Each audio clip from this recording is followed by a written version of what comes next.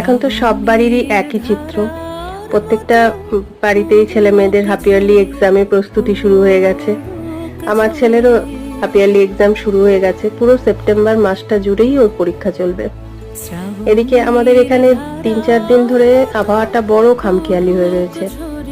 মানে সূর্যের মুখ ঢেকে রয়েছে ধূসর কালো মেঘে, আর সারা দিন ঝিরঝির ঝিরঝির করে বৃষ্টি হয়েই চলেছে, যার ফলে রাস্তাঘাটের অবস্থা খুবই সংকটজনক। কিন্তু আজকে আবার ঝিরঝিরে বৃষ্টি না, আজকে বেশ জোরে বৃষ্টি হচ্ছে। একদম আকাশ কালো করে বেশ জোরে বৃষ্টি নেমেছে। চারিধারটা একদম মানে ধোঁয়াটে হয়ে গেছে।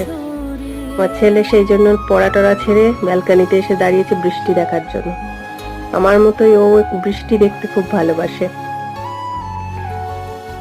আর এই বেচারা পায়রাগুলোকে দেখে বড় মায়া হয়। কদিন ধরে এই এক নাগারে বৃষ্টিতে ওরাও বেচারা একদম